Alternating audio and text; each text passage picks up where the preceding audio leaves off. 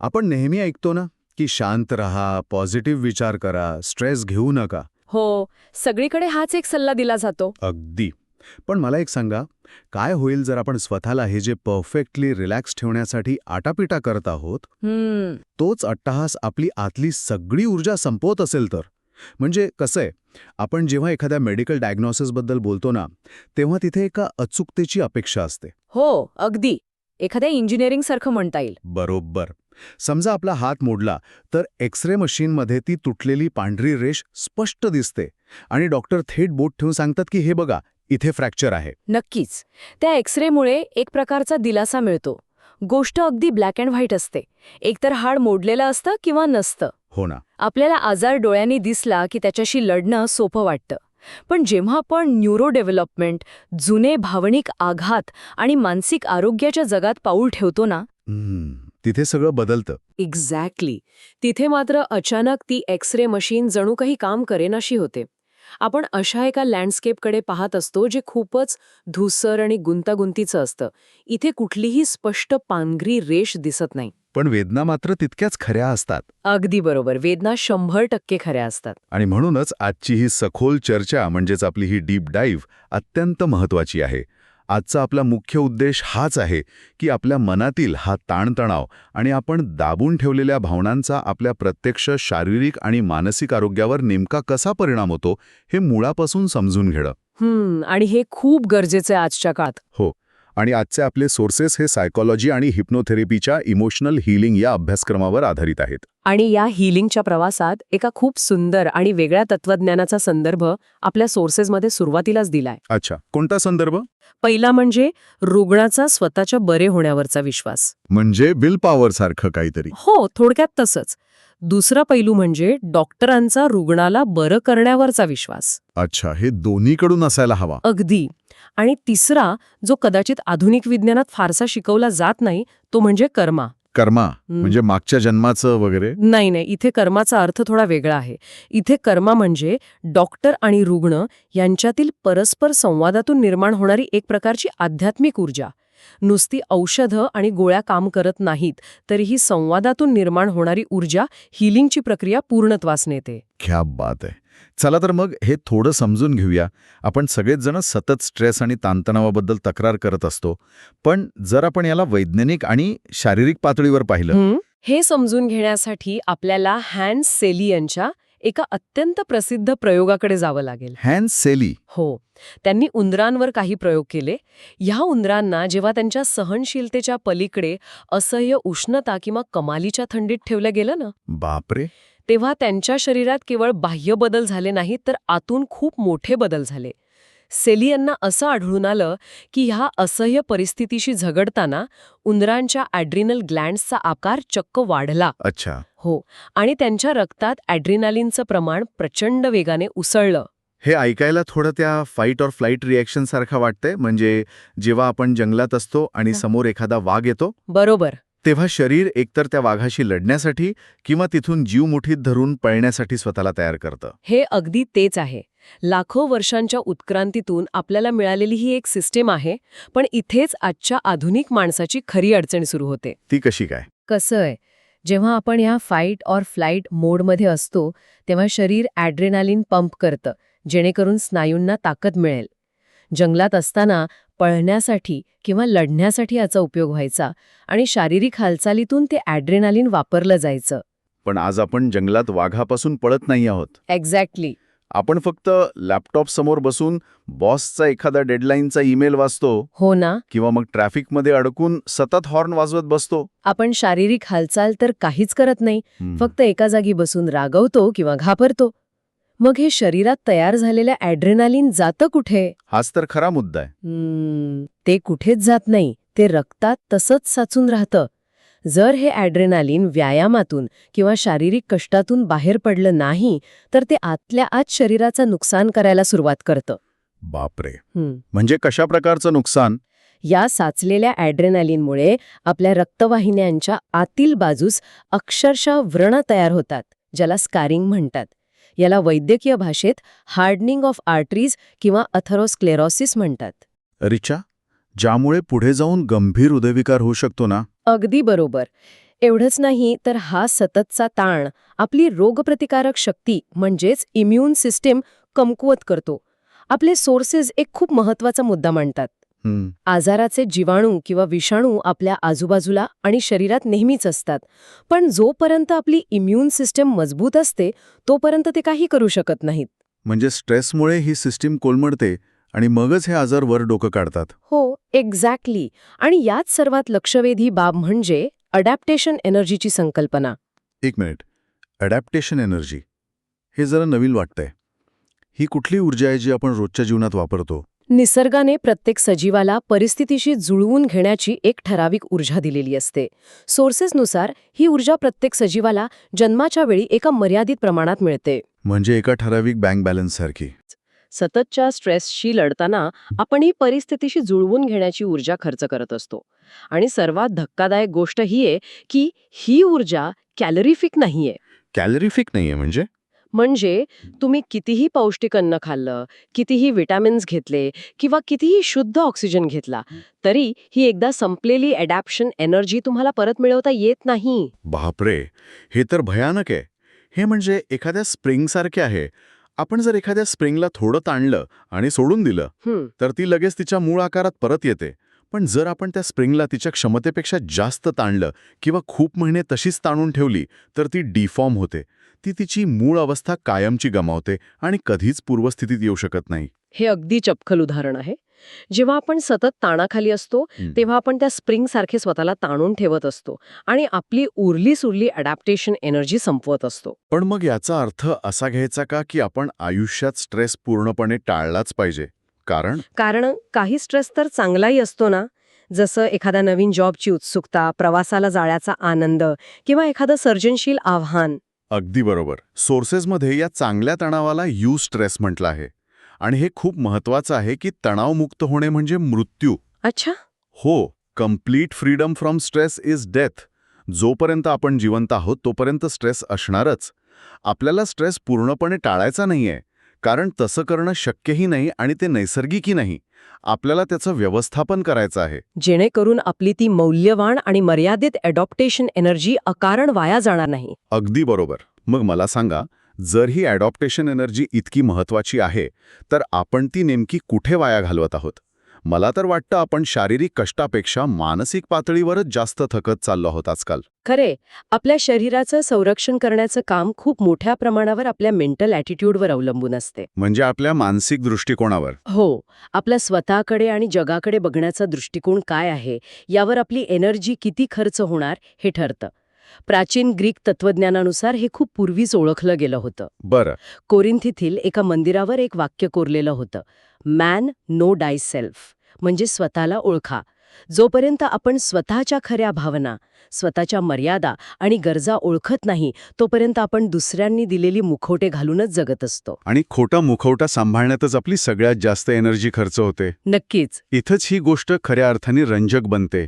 मला सोर्सेसमधील Matthew Arnold यांचं ते वाक्य खूप भावलं. कोणतं? जो स्वतःला शोधतो तो त्याचे दुःख विसरतो. ही हू finds himself loses his misery. खूप सुंदर वाक्य आहे ते. हो ना. पण हे स्वतःला शोधणं किंवा स्वतःसारखं वागणं इतकं कठीण का जातं? आपण सगळेच जण कुठल्या ना कुठल्या शर्यतीत का पळत आहोत? कारण आपण सतत इतरांच्या अपेक्षांचे ओझे वाहत असतो. सोर्सेसमध्ये टाईप ए व्यक्तिमत्वांबद्दल खूप सविस्तर चर्चा केली आहे. टाईप ए म्हणजे ते जे खूप जास्त कॉम्पिटिटिव्ह असतात ते. हो, हे लोक अतिमहत्वाकांक्षी असतात, ओव्हर अचिव्हर्स असतात, नेहमी वेळेच्या मागे धावणारे आणि अतिस्पर्धात्मक. त्यांना सतत काहीतरी सिद्ध करायचं असतं. सर्वात मोठी समस्या म्हणजे त्यांना स्ट्रेसचं व्यसन लागलेले असते. स्ट्रेसचं व्यसन हे कसं शक्य आहे? त्यांना वाटतं की जर ते ताणतणावात नसतील तर ते आयुष्यात काही अचीव्ह करूच शकणार नाहीत. ॲडिक्टेड टू स्ट्रेस असतात ते. पण एक मिनिट, इथे मला थोडा विरोध करावासा वाटतोय. आपला आजचा समाज, आपली कॉर्पोरेट संस्कृती तर या टाईप ए लोकांना आणि परफेक्शनिझमला नेहमी प्रोत्साहनच देते ना? हो, ते तर आहे. जो माणूस 18 तास काम करतो, सुट्ट्या घेत नाही, त्याला आपण सक्सेसफुल मानतो. पण हे सोर्सेस सांगतायत की हे तर एक प्रकारचे व्यसन आहे आणि आजाराचं मूळ आहे. हेच तर विडंबन आहे. बाहेरून जरी हे लोक यशस्वी आणि परफेक्ट वाटत असले तरी आतून हे लोक एका भयानक मानसिक अडकव्यात असतात. याला सोर्सेसमध्ये ट्रॅप ऑफ शूड्स म्हटलंय. शूट्स म्हणजे काय? शूट्स म्हणजे मी असं केलंच पाहिजे या भावनेतून स्वतःवर लादलेले अत्यंत कठोर आणि अवास्तव नियम. अच्छा, हा ट्रॅप अगदी इंस्टाग्राम स्क्रोल करण्यासारखा वाटतोय.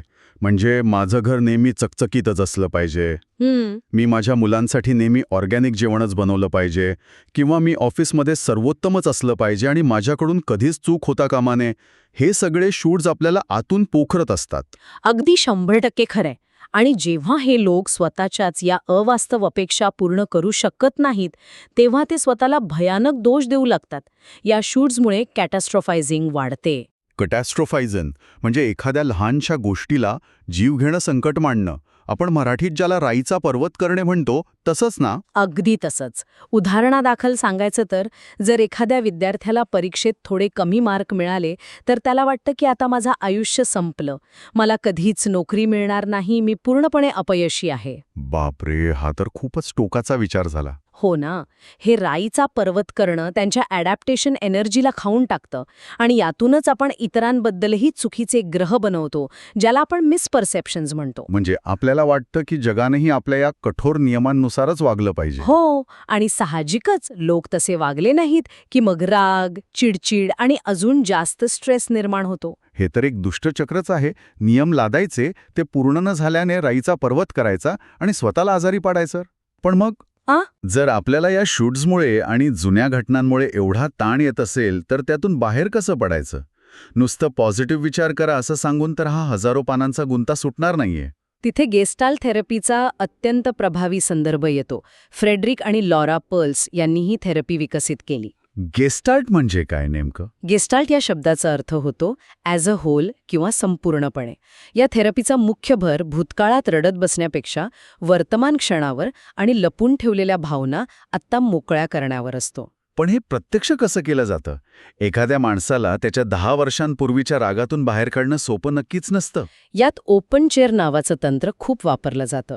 या तंत्रात व्यक्तीला एका रिकाम्या खुर्चीसमोर बसवलं जातं. बरं.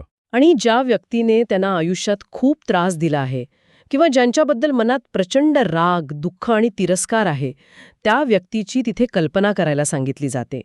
क्लायंटला त्या रिकाम्या खुर्चीशी अगदी मोकळेपणाने, कोणत्याही आडपडदा न ठेवता बोलायला लावलं जातं. अच्छा. ज्या भावना, जे शब्द त्यांनी वर्षानुवर्षे घशात दाबून ठेवले आहेत, ते या सुरक्षित वातावरणात बाहेर काढले जातात. पण इथे मला एक धोका वाटतोय. एखाद्या व्यक्तीसाठी हा अनुभव खूपच तीव्र असू शकतो. जुन्या आणि क्लेशदायक आठवणी, एखादा ट्रॉमा पुन्हा जिवंत करणं, त्या रिकाम्या खुर्चीसमोर बसून रडणं, यामुळे त्या व्यक्तीला पॅनिक अटॅक येऊ शकतो ना? यामुळे एक महत्वाचा प्रश्न उभा राहतो.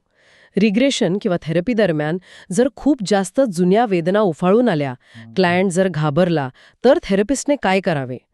इथे सोर्सेस एक अतिशय सुंदर डिसोसिएशन तंत्र सुचवतात. डिसोसिएशन म्हणजे स्वतःला वेगळं करणे. हो, जर आठवणी खूप वेदनादायक असतील तर क्लायंटला त्या आठवणींमध्ये पुन्हा न ढकलता त्यांना त्या जुन्या घटना एका मूव्ही स्क्रीनवर पाहायला सांगितल्या जातात. जणू काही ते एका चित्रपटगृहात बसले आहेत आणि समोर स्क्रीनवर त्यांचाच भूतकाळाचा सिनेमा चालू आहे. याला सिंगल डिसोसिएशन म्हणतात. पण थांबा, जर मी माझ्या स्वतःच्या ट्रॉमाचा चित्रपट बघत असेन तरी मला भीती वाटेलच ना. शेवटी ती माझीच गोष्ट आहे. आणि दुसरं असं की हे सगळं म्हणजे आपल्या भावनांपासून पळून जाणं नाहीये का? एस्केपिझम. पळून जाणं आणि सुरक्षित अंतरावरून विश्लेषण करणं यात खूप मोठा फरक आहे. आणि म्हणूनच जेव्हा सिंगल डिसोसिएशनने भीती कमी होत नाही, तेव्हा डबल डिसोसिएशन वापरलं जातं. डबल डिसोसिएशन हे कसं काम करतं? यात क्लायंटला फक्त थिएटरमध्ये बसायला सांगत नाहीत, तर त्यांना थिएटरच्या एकदम वरच्या प्रोजेक्शन बूथमधून स्वतःला थिएटरमध्ये बसलेलं आणि तिथून स्क्रीनवर पाहण्याची कल्पना करायला लावली जाते. म्हणजे हे एखाद्या हॉरर चित्रपटासारखे आहे. जर आपण स्क्रीनवर जे घडत आहे त्यातच अडकलो तर साहजिकच खूप भीती वाटते आणि शरीरात ॲड्रेनलिनची पातळी वाढते. अगदी बरोबर. पण जर आपण स्वतःला थिएटरच्या एकदम वरच्या प्रोजेक्शन रूममध्ये बसल्याची कल्पना केली, जिथून फक्त मशीन चालू आहे, तर तो हॉरर चित्रपट केवळ एक माहिती उरतो, केवळ डेटा उरतो, थेट वेदना नाही. आपण पूर्णपणे सुरक्षित राहून त्या घटनेचं त्रयस्थपणे विश्लेषण करू शकतो. एक्झॅक्टली. या तंत्रामुळे भावनांची तीव्रता शून्य होते आणि व्यक्ती त्या घटनेकडे एका सुरक्षित दृष्टिकोनातून बघू शकते. यामुळे त्या घटनेतून धडा घेणं सोपं जातं आणि भीती कायमची निघून जाते. पण काही वेळा आपल्या समस्येचं मूळ इतकं खोल असतं की ते आपल्या जागरूक मनाच्या म्हणजे कॉन्शियस माइंडच्या लक्षातच येत नाही. आपण किती प्रयत्न केले तरी मला हा त्रास का होतोय याचं कारण सापडत नाही. अशा वेळी आपल्या अचेतन मनाशी म्हणजे अनकॉन्शियस माइंडशी संपर्क कसा साधायचा? इथेच मॉरिस नेधर्टन यांच्या नेधर्टन तंत्राचा प्रवेश होतो. हे तंत्र अतिशय प्रभावी आहे. या तंत्रात हिप्नोसिस हा शब्द न वापरता संभाषणादरम्यान क्लायंटच्या शब्दांवर अतिशय बारकाईने लक्ष ठेवलं जातं. म्हणजे कसं? क्लायंट नकळतपणे अशी काही वाक्य किंवा फ्रेजेस वारंवार वापरतो जी सध्याच्या परिस्थितीशी अजिबात जुळत नाहीत, वेगळी आउट ऑफ कॉन्टेक्स्ट असतात ती. म्हणजे एखाद्या साध्या गोष्टीबद्दल बोलताना खूप टोकाचे शब्द वापरणे. हो, समजा एखादी व्यक्ती ऑफिसमधील छोट्याशा तणावाबद्दल बोलत आहे, पण ती वारंवार म्हणतीये की माझा श्वास गुदमरतोय किंवा मला वाटते मी जळून खाक होईन. आता ऑफिसमधल्या कामाच्या ताणाशी या शब्दांचा थेट संबंध नसतो. बरोबर आहे. हे थोडं अजबच वाटतं. नेधर्टन तंत्रानुसार ही वाक्य अचेतन मनातून येत असतात. मग थेरपिस्ट तीच वाक्य क्लायंटला पुन्हा पुन्हा उच्चारायला लावतात. पण परत तोच प्रश्न येतो ना, कोणता? एखादा ट्रॉमॅटिक वाक्याला पुन्हा पुन्हा उच्चारल्याने माणूस अधिकच खचून नाही का जाणार? सुरुवातीला त्या वाक्यासोबत दडलेल्या भावना उफाळून येतात, हे खरंय.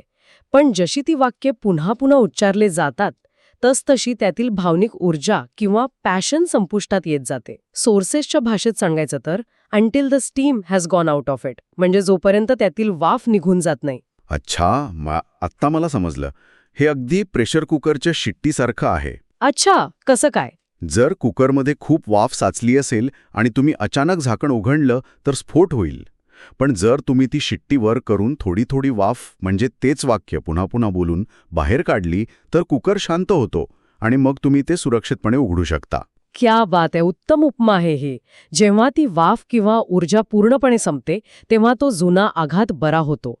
आणि या थेरपीची सर्वात जमेची बाजू ही आहे की यासाठी तुम्हाला पूर्वजन्मावर किंवा रिइन्कार्नेशनवर विश्वास असण्याची अजिबात गरज नाहीये. अरे वा, म्हणजे अंधश्रद्धेचा भाग नाहीये यात. अजिबात नाही.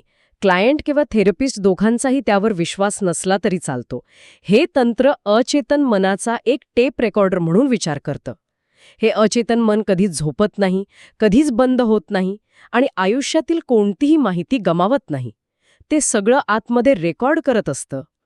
पण हे अचेतन मनातील रेकॉर्डिंग आपल्या शरीरावर आत्ता वर्तमानात कसं काय परिणाम करू शकतं?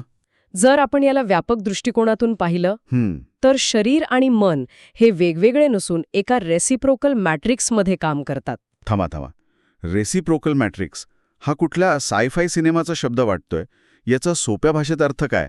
हे एखादं टू वे स्ट्रीट असल्यासारखं आहे का? कसं? जसं की ऑफिसच्या ताणामुळे तुमच्या पोटात गोळा येतो आणि पोट खराब असल्यामुळे तुम्ही चिडचिड करता. दोन्ही गोष्टी एकमेकांवर परिणाम करतात. अगदी तेच. मानसिक तणामुळे शारीरिक आजार होतात आणि शारीरिक आजारांमुळे मानसिक संतुलन बिघडतं. भूतकाळातील भावनिक दुखापती, मग त्या अचेतन मनातील कुठल्याही आठवणी असोत, त्या वर्तमानात आपल्या शरीरावर थेट परिणाम करतात. अच्छा. केवळ जुन्या घटनांचे स्मरण करून आणि त्यातील अडकलेल्या भावना मोकळ्या करून आपण वर्तमानातील शारीरिक वेदना देखील कमी करू शकतो. फिजिकल पेन कमी होतो. तर या सगळ्याचा नेमका अर्थ काय? याचा अर्थ असा की खऱ्या आणि कायमस्वरूपी बदलांसाठी फक्त आपल्या जागरूक मनाने म्हणजे कॉन्शियस माइंडने ठरवून चालत नाही. खरं आहे. मी उद्यापासून स्ट्रेस घेणार नाही असं आपण कितीही ठरवलं तरी जोपर्यंत अचेतन मनाची त्या आतल्या टेप रेकॉर्डरची सहमती मिळत नाही तोपर्यंत आपलं हीलिंग पूर्ण होऊ शकत नाही. आणि याच अचेतन मनाच्या शक्तीचा वापर करून जर आपल्याला स्वतःमध्ये सकारात्मक बदल घडवून आणायचे असतील तर योग्य मार्गदर्शन खूप गरजेचं असतं. नक्कीच. जर या संकल्पना अधिक सखोलपणे समजून घ्यायच्या असतील आणि प्रॅक्टिकल टूल्स, तंत्रे आणि फ्रेमवर्क्स वापरून हे विचार खऱ्या आयुष्यात कसे अंमलात आणायचे हे शिकायचे असेल तर मुंबईस्थित कॉर्पोरेट ट्रेनर, लाईफ कोच आणि स्पिरिच्युअल काउन्सिलर महक पंजाबी यांच्याशी संपर्क साधता येईल. त्या माइंडसेट आणि पर्सनल डेव्हलपमेंटवर गायडेड बुक रीडिंग सेशन्स घेतात. तसेच शिकणं अधिक सोपे आणि प्रभावी करण्यासाठी नोटबुक LM आणि ChatGPT सारख्या AI टूल्सवर प्रॅक्टिकल लर्निंग सेशन्स चालवतात. अधिक माहितीसाठी व्हॉट्सॲपवर संपर्क साधा 9920794999. आजच्या या अत्यंत सखोल चर्चेत आपण पाहिलं की ताणतणाव टाळणं हा खरा उपाय नाहीच आहे. स्ट्रेस हा जीवनाचा एक अविभाज्य भाग आहे. हो ना. खरा मार्ग आहे तो आपली अडॉप्टेशन एनर्जी जपणं. आपण स्वतःवर लादलेल्या अवास्तव अपेक्षा आणि शूट्सच्या जाळ्यातून स्वतःची मुक्तता करणं. होय. आणि जेव्हा जुन्या भूतकाळातील आठवणींचा सामना करावा लागतो तेव्हा मूव्ही स्क्रीन आणि प्रोजेक्शन बूथ सारख्या डिसोसिएशन तंत्रांचा वापर करून त्या जुन्या भावनांची गुंतागुंत सुरक्षितपणे सोडवणं. आणि जाता जाता एक विचार करण्यासारखी गोष्ट मला इथे मांडावीशी वाटते. कोणती? जर आपलं अचेतन मन म्हणजे हा खरोखरच एक कधीही बंद न पडणारा टेप रेकॉर्डर असेल, तर आज, आत्ता, या क्षणी आपल्या नकळत आपल्या मनात अशी कोणती रेकॉर्डिंग चालू आहे जी आपल्या आजच्या शारीरिक आरोग्याला आणि आनंदाला नियंत्रित करत आहे? कोणती जुनी वाक्य आपण आजही रिपीट करत आहोत? यावर नक्की विचार करा. खूपच सखोल विचार आहे हा. खरंच विचार करण्यासारखी गोष्ट आहे. या प्रश्नासोबतच आजची ही डीप डाईव्ह आपण इथेच थांबूया. स्वतःला ओळखा आणि स्वतःच्या मानसिक आरोग्याची काळजी घ्या. नक्कीच. स्वतःची काळजी घ्या. छान वेळ दिल्याबद्दल धन्यवाद.